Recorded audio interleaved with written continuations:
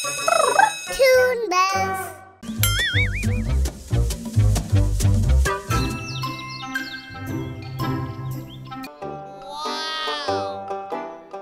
ಅರೆ ವಾ, ನೀನ್ ತುಂಬಾ ಸುಂದರವಾಗಿದೀಯಾ.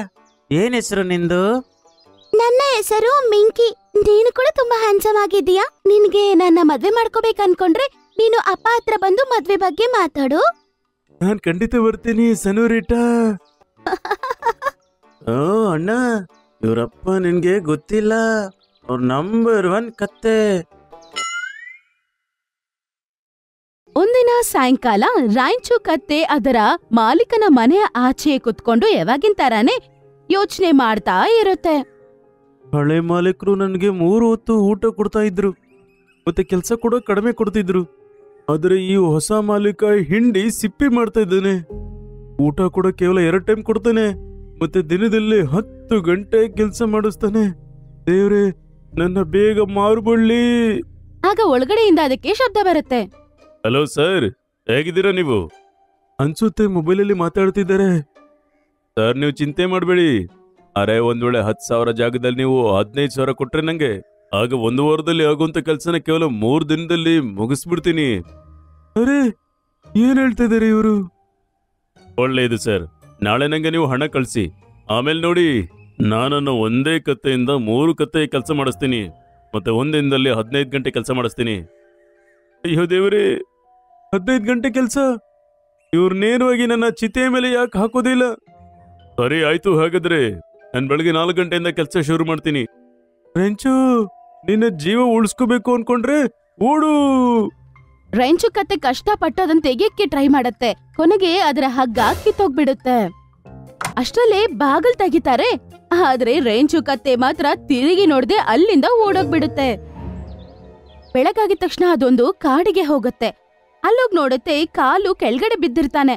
ಅದನ್ನ ನೋಡೋದಕ್ಕೆ ಅವನ ಸುತ್ತಮುತ್ತಲು ಎಲ್ಲಾ ಜಂತುಗಳು ನಿಂತಿರ್ತವೆ. ನಮ್ಮ ಕಾಲು ಬಾಲು ಉಪಯೋಗಕ್ಕೆ ಬರದ ಪ್ರಾಣಿ. ರಾಮವನೇ, ಇವ್ರು ಯಾವತ್ತೂ ಯಾರಿಗೂ ಸಹಾಯ ಮಾಡ್ಲಿಲ್ಲ, ಯಾರಿಗೂ ಒಳ್ಳೇದು ಮಾಡ್ಲಿಲ್ಲ ಅವರು. ನನ್ನ ಹತ್ರ ಅಂತೂ ಎಷ್ಟು ಸಾರ್ತಿ ಮಾಂಸ ಇಸ್ಕೊಂಡ್ ತಿಂದಿದ್ದಾರೆ ಗೊತ್ತಿಲ್ಲ. ಹೇಗನಿಸ್ತಿತ್ತು ಅಂದ್ರೆ ಯಾವ್ದೋ ಬಾಲು ಅಲ್ಲ, ವಿಕಾರಿ ಅಂತ.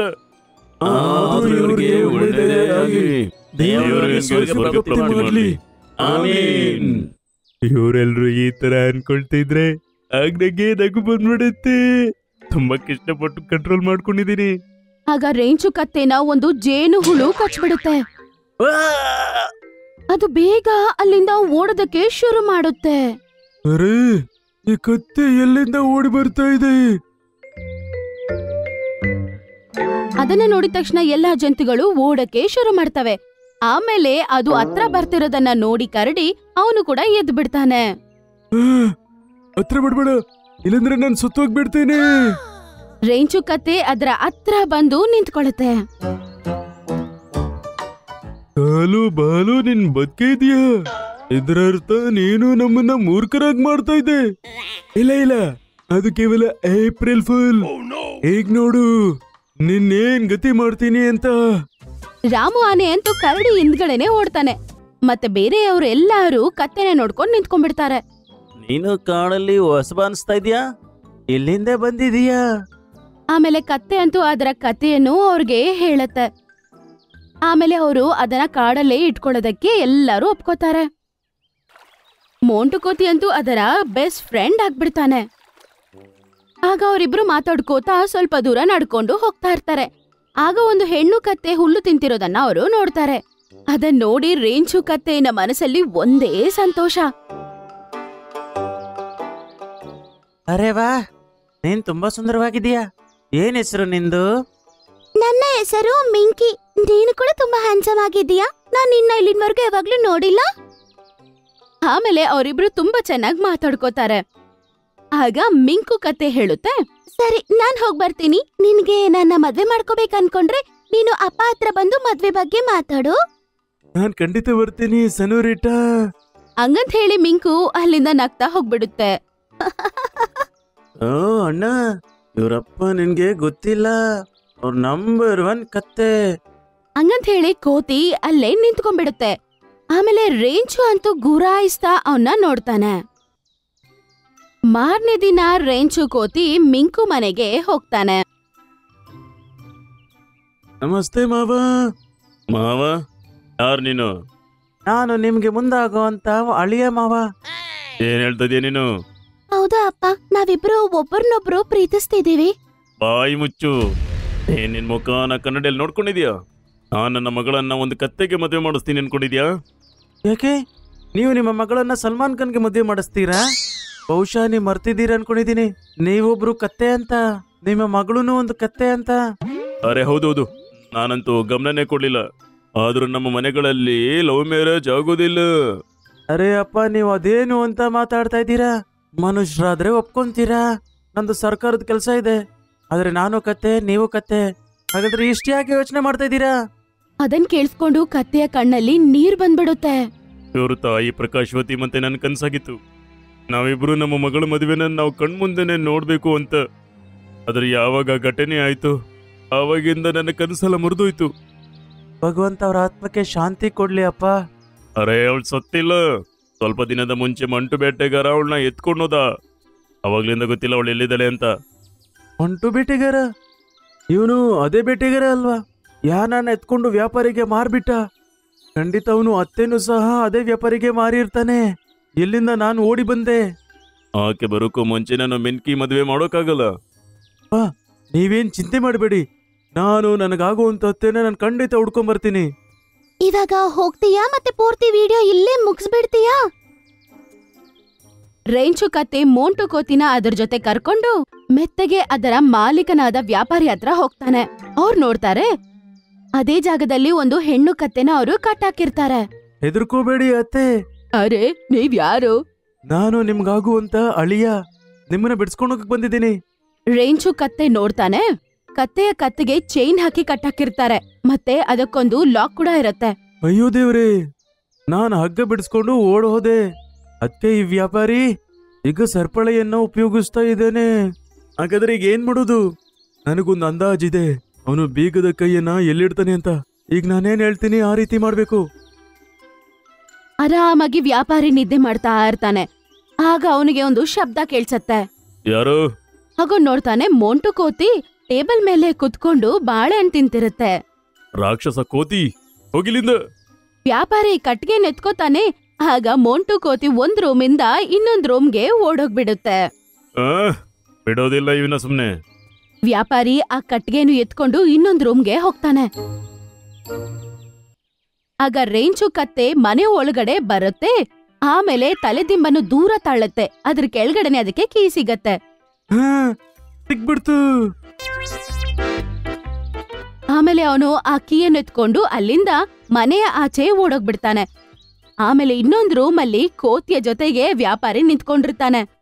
ರೇಂಚು ಕತ್ತೆ ಅಂತೂ ಆಚೆಯಿಂದ ಬಾಗಿಲು ಹಾಕಿ ಬೀಗ ಹಾಕ್ಬಿಡುತ್ತೆ. ಇನ್ನೊಂದ್ ಕಡೆ ಮೋಂಟು ಕೋತಿ ಅಂತೂ ಕಿಟಕಿಯಿಂದ ಆಚೆ ಬಂದ್ಬಿಡುತ್ತೆ. ತೆಗೀರಿ, ತೆಗೀರಿ, ನನ್ನ ಹೊರಗಡೆ ತೆಗೀರಿ. ಅವರಿಬ್ರು ಆ ಹೆಣ್ಣು ಕತ್ತೆ ಹತ್ರ ಹೋಗ್ತಾರೆ. ರೇಂಚು ಕತ್ತೆ ಕೋತಿ ಕೈಗೆ ಕೀ ಕೊಡುತ್ತೆ. ತಗೋ, ಈ ಬೀಗದ ಕೈ ಇದೆ. ಕೋತಿ ಆ ಲಾಕ್ ನ ಓಪನ್ ಮಾಡ್ಬಿಡುತ್ತೆ. ಆಮೇಲೆ ಆ ಕತ್ತೆ ಬಿಡುಗಡೆ ಆಗತ್ತೆ.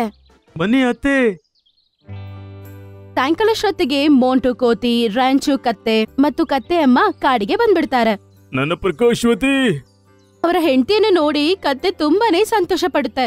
ಈಗ ನಾನು ನಿಮ್ಮನ್ನ ಮಾವ ಅನ್ಬೋದು ಅಲ್ಲ? ಅಪ್ಪ, ನೀವು ರಾಂಚುಗೆ ನನ್ನನ್ನ ಕೊಟ್ಟು ಮದ್ವೆ ಮಾಡ್ತೀರಾ ಅಲ್ವಾ? ಹಾ, ಯಾಕಿಲ್ಲ ನನ್ ಮಗಳೇ. ಇದೇ ಕತೆ ನಿನ್ನ ಪ್ರೀತಿಯ ಹೃದಯವನ್ನ ಕದಿಯೋ ಅಂತ ರವಿಚಂದ್ರನ್, ಮತ್ತೆ ನೀನವನ ಪ್ರೇಮ. ಅದನ್ ಕೇಳಿಸ್ಕೊಂಡು ಎಲ್ಲರೂ ತುಂಬಾ ಸಂತೋಷ ಪಡ್ತಾರೆ. ಆ ದಿನ ರೇಂಚು ಕತ್ತೆಯ ಮದುವೆ ಮಿಂಕು ಕತ್ತೆಯ ಜೊತೆಗೆ ನಡೆಯುತ್ತೆ. ಆಮೇಲೆ ಇಬ್ರು ತುಂಬಾನೇ ಸಂತೋಷವಾಗಿರ್ತಾರೆ. ನಮ್ಮ ಈ ಜಂತುಗಳ ಹತ್ರ ಪ್ರೀತಿಯಿಂದ ನಾವು ಕೆಲ್ಸ ತಗೋಬೇಕು. ಅವರಿಗೆ ಅಗತ್ಯಕ್ಕಿಂತ ಹೆಚ್ಚಿನ ಕೆಲಸದ ಹೊರೆ ಬೀಳಬಾರದು. ಮಿಂಕು ನವಿಲು ಒಂದು ಗಿಡದ ಬಳಿ ಕುತ್ಕೊಂಡಿತ್ತು. ಆಗ ಚಿನ್ನು ಮುನ್ನು ಅವರ ಬಳಿ ಬರುತ್ತೆ. ಮಿಂಕು ಮಾವ, ನಮಗೊಂದು ಕತೆ ಹೇಳ್ತೀಯಾ? ನೀವು ಕತೆ ಹೇಳಿದ್ರೆ ಕೇಳಕ್ಕೆ ನಮ್ಗೆ ತುಂಬಾ ಇಷ್ಟ. ಸರಿ ಮಕ್ಕಳ, ನಾನು ನಿಮಗೊಂದು ಸೂಪರ್ ಕತೆ ಹೇಳ್ತೀನಿ. ಅದರಿಂದ ನಿಮಗೆ ನಿಮ್ಮ ಭಯ ಕೆಲವು ಸರಿ ನಿಮಗೆ ಒಳ್ಳೆಯದು ಅಂತ ಗೊತ್ತಾಗುತ್ತೆ.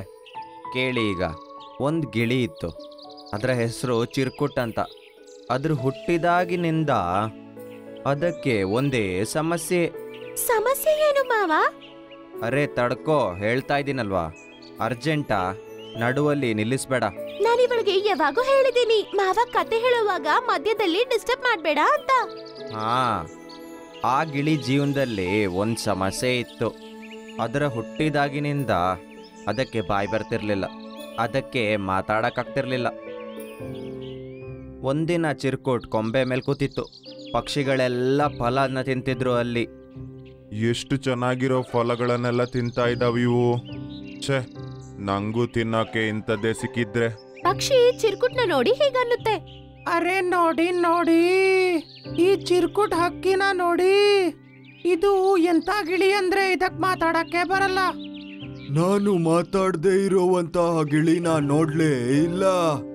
ಇಂಥ ಗಿಳಿನೂ ಇರುತ್ತಾ?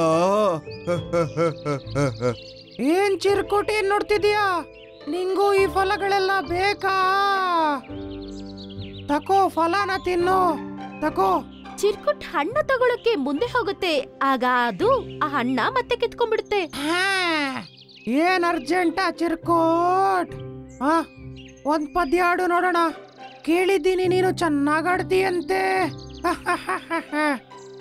ಹಂಗಂತ ಪಕ್ಷಿಗಳೆಲ್ಲ ನಗಕ್ ಶುರು ಮಾಡ್ಬಿಡುತ್ತೆ. ಚಿರ್ಕುಟ್ ಪಾಪ ಬೇಜಾರಾಗ್ಬಿಡುತ್ತೆ. ಮತ್ತೆ ಪಾಪ ಅಲ್ಲಿಂದ ಹಾರಿ ಬೇರೆ ಗಿಡಕ್ ಹೋಗ್ಬಿಡುತ್ತೆ. ಆಗ ಚಿಂಕಿ ಪಕ್ಷಿ ಚಿರ್ಕುಟ್ ಹತ್ರ ಬರುತ್ತೆ.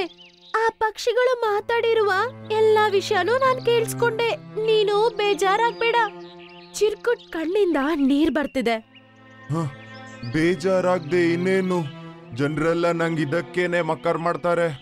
ನಂಗೆ ಧ್ವನಿ ಇಲ್ಲ ಅಂತ. ಇದ್ರಲ್ಲಿ ನಂದೇನ್ ತಪ್ಪು? ಆಗ ಚಿಂಕಿ ಈಗನ್ನುತ್ತೆ, ನಾನ್ ನಿನ್ಗೆ ಸಹಾಯ ಮಾಡ್ತೀನಿ. ನಿನಗೆ ಸಹಾಯ ಮಾಡುವ ಒಂದು ಪಕ್ಷಿ ನನಗೆ ಒಂದು ಗೊತ್ತು. ಹೌದಾ? ನಿಜವಾಗ್ಲೂ ಹೀಗಾಗುತ್ತಾ? ನಿಜವಾಗ್ಲೂ ನಾನು ಮಾತಾಡ್ಬೋದಾ? ಯಾಕಣ್ಣ, ಯಾಕಾಗಲ್ಲ? ನೀನು ನನ್ ಜೊತೆ ಬಾ. ನೀನು ಮಾತಾಡಕ್ಕಾಗತ್ತೆ. ಬೇರೆ ಜಂತುಗಳ ಜೊತೆನೂ ನೀನ್ ಮಾತಾಡಬಹುದು. ಕಪ್ಪು ಬೆಟ್ಟದ ಬಳಿ ಒಂದು ದೊಡ್ಡ ಆಲದ ಮರದ ಮೇಲೆ ಒಂದು ಗೂಬೆ ಮಾವ ಇರ್ತಾನೆ. ಅವನು ಒಳ್ಳೆ ವೈದ್ಯಕ. ಅವನು ಖಚಿತವಾಗಿ ನಿಂಗೆ ಸಹಾಯ ಮಾಡ್ತಾನೆ. ಇಬ್ಬರು ಎಗಿರಿ ವೈದ್ಯಕನಾದ ಗೂಬೆ ಹತ್ರ ಬರ್ತಾರೆ. ದಾದಾ, ಒಂದ್ಸಲ ಇವ್ರನ್ನ ನೋಡು. ಇವ್ರ ಕೈಯಲ್ಲಿ ಮಾತಾಡಕ್ಕಾಗಲ್ಲ. ನೀವು ಚಿಕಿತ್ಸೆ ಕೊಡ್ತೀರಾ? ಇಲ್ಲೇ ಬಾ, ಬಾಯಿ ಓಪನ್ ಮಾಡೋ. ಚಿರ್ಕುಟ್ ಅವನ ಬಾಯಿ ತೆಗೆದು ಗೂಬೆ ಹತ್ರ ತೋರ್ಸುತ್ತೆ. ಗೂಬೆ ನೋಡಿ ಹಿಂಗನ್ನುತ್ತೆ, ಇದ್ರ ಧ್ವನಿ ಯಾಕೆ ಬಂದಿಲ್ಲ ಅಂದ್ರೆ ಇವನು ಮಾತಾಡಕ್ಕೆ ಟ್ರೈ ಮಾಡಿಲ್ಲ. ಇವನ್ ಬಾಯಿ ಎಲ್ಲ ಸರಿಯಾಗೇ ಇದೆ, ಆದ್ರೆ ಜಾಮ್ ಆಗಿದೆ. ಕಾಕ, ಅವನು ಚಿಕ್ಕವನಿದ್ದಾಗ್ಲೇ ಅಪ್ಪ ಅಮ್ಮ ತೀರ್ಕೊಂಡ್ಬಿಟ್ರು. ಮತ್ತೆ ಅವ್ರ ಜೊತೆ ಯಾರೂ ಇಲ್ಲ. ಹಾಗದು ಮಾತಾಡಕ್ಕೂ ಪ್ರಯತ್ನ ಪಟ್ಟಿಲ್ಲ. ಅದಕ್ಕೆ ಅದು ಪಾಪ ಮಾತಾಡಕ್ಕೆ ಬರ್ತಾ ಇಲ್ಲ ಅನ್ಸುತ್ತೆ. ಚಿಕ್ಕಂದ್ರಲ್ಲಿ ಯಾರು ಮಾತಾಡಕ್ ಕಲ್ಸಿಲ್ಲ ಅಲ್ವಾ, ಅದಕ್ಕೆ ಹೀಗೆ. ಇವನಿಗೆ ಔಷಧಿ ಮಾಡಕ್ಕೆ ಕಪ್ಪು ಜಾಮೂನು ಮತ್ತು ಕಪ್ಪು ಪೇರಳೆ ತರ್ಬೇಕಾಗತ್ತೆ. ಅದನ್ನ ನೀನ್ ತರ್ಬೇಕಾಗತ್ತೆ. ನೀನ್ ಅದ್ರ ಬಗ್ಗೆ ಯೋಚನೆ ಮಾಡ್ಬೇಡ, ನಾನ್ ತಗೊಂಡ್ಬರ್ತೀನಿ. ಇಲ್ಲ ಇಲ್ಲ, ಯಾರಿಗ ಔಷಧಿ ಬೇಕೋ ಅವರೇ ಅದನ್ನೆಲ್ಲ ತರ್ಬೇಕಾಗತ್ತೆ. ಆದ್ರೆ ದಾದಾ, ಕಪ್ಪು ದ್ರಾಕ್ಷಿ ಗಿಡದ ಹತ್ರ ಒಂದು ಕಪ್ಪು ಕಾಗೆ ಒಂದಿರುತ್ತೆ. ಅದು ಬೇರೆ ಪಕ್ಷಿಗಳಿಗೆಲ್ಲ ತುಂಬಾ ತೊಂದರೆ ಕೊಡುತ್ತೆ. ಆದ್ರೆ ಅವನು ಮಾತ್ರ ಹೋಗಬೇಕಾಗತ್ತೆ, ಬೇರೆ ದಾರಿನೇ ಇಲ್ಲ. ಮತ್ತೆ ಚಿರ್ಕುಟ್ ಎಗರಿ ಆ ಕಪ್ಪು ದ್ರಾಕ್ಷಿ ಗಿಡದ ಹತ್ರ ಹೋಗುತ್ತೆ. ಹೋಗ್ತಾ ಹೋಗ್ತಾ ಚಿರ್ಕುಟ್ ಹೀಗೆ ಯೋಚನೆ ಮಾಡುತ್ತೆ, ಯಾವ ಕಷ್ಟದಲ್ಲಿ ಬಿದ್ದಿದ್ದೀನಪ್ಪ ನಾನೀಗ. ಈ ಕಾಗೆಗಳಂದ್ರೆ ಮೊದ್ಲೇ ನಂಗೆ ಭಯ ಅಷ್ಟೇ. ಅವ್ರೆದುರುಗಡೆನೆ ಹೋಗಿ ನಿಲ್ಬೇಕಾ ನಾನೀಗ? ಗಿಡದ ಬಳಿ ಹೋಗಿ, ಅರೆ, ಯಾವುದೇ ಕಾಗೆ ಇಲ್ಲ ಅಂತ ಕಾಣತ್ತೀಗ. ಬೇಗ ಇದನ್ನೆಲ್ಲ ತಕೊಂಡು ಹೋಗ್ತೀನಿ ನಾನು. ಚಿರ್ಕುಟ್ ಅದರ ಬಾಯಲ್ಲಿ 2-3 ದ್ರಾಕ್ಷಿ ಹಣ್ಣುಗಳನ್ನ ತಗೊಳುತ್ತೆ. ಮತ್ತೆ ಹೋಗೋಣ ಅಂತ ಹೋಗ್ತಿರುವಾಗ ಕಾಗೆ ಅವಳನ್ನ ನಿಲ್ಸುತ್ತೆ. ಏನೋ ಕಪ್ಪು ಕಾಗೆ, ಏನೋ ಕದಿಯಕ್ಕೂ ಕಲ್ತ್ಬಿಟ್ಟಿಯಾ? ಚಿರ್ಕುಟ್ ಏನು ಮಾತಾಡದೆ ಅಲ್ಲಿಂದ ಬಂದ್ಬಿಡುತ್ತೆ. ಆಗ ಕಾಗೆ ಹಿಂದೆ ಬಂದು ಅದನ್ನ ಕಾಲಲ್ಲಿ ಎತ್ಕೊಂಡು ಹೋಗಿ ಒಂದು ಕಪ್ಪು ಗುಹೆ ಒಳಗಡೆ ಹಾಕ್ಬಿಡುತ್ತೆ. ಮತ್ತೆ ಅದರ ಬಾಗ್ಲು ಮುಚ್ಚಿಬಿಡುತ್ತೆ. ಚಿರ್ಕುಟ್ ಕತ್ಲನ್ನ ನೋಡಿ ಭಯ ಪಡುತ್ತೆ. ಮತ್ತೆ ಕಾಗೆ ಆಚೆಯಿಂದ ಹೀಗನ್ನುತ್ತೆ, ಈಗೊಂದು ಹಾವು ಬರುತ್ತೆ ಮತ್ ನಿನ್ನನ್ ತಿಂದ್ಬಿಡುತ್ತೆ. ಹಂಗಂತ ಒಂದು ದೊಡ್ಡ ದಾರಾನ ಒಳಗಡೆ ಹಾಕುತ್ತೆ. ಆಗ ಚಿರ್ಕುಟ್ ಹಾವಂತ ಅನ್ಕೊಂಡು ಆ ಭಯದಿಂದ ಗಟ್ಟಿಯಾಗಿ ಕಿರ್ಚುತ್ತೆ. ಅಯ್ಯೋ, ಕಾಪಾಡಿ ಕಾಪಾಡಿ. ಭಯದಿಂದ ಕಿರ್ಚಿದ ತಕ್ಷಣ ಗಂಟ್ಲಿಂದ ಶಬ್ದ ಬರುತ್ತೆ. ಆಗ ಗೂಬೆ ಬಂದು ಆ ಗುಹೆಯ ಬಾಗ್ಲನ್ನ ತೆಗೆಯುತ್ತೆ. ಚಿರ್ಕುಟ್ ಗೂಬೆ ಹತ್ತ ನಡೆದ ವಿಷಯ ಎಲ್ಲ ಹೇಳುತ್ತೆ. ನಂಗೆ ಗೊತ್ತಾಗ್ಬಿಟ್ಟಿತ್ತು ನೀನು ಮಾತಾಡಕ್ಕೆ ಟ್ರೈ ಮಾಡಿಲ್ಲ ಅಂತ. ಅದಕ್ಕೆ ನಾನು ಕಾಗೆ ಹತ್ರ ಕಳ್ಸಿದ್ ನಿನ್ನನ್ನ. ಎಲ್ಲ ಪಕ್ಷಿಗಳ ಜೊತೆ ಅವರು ಹೀಗೇನೆ ಮಾಡೋದು.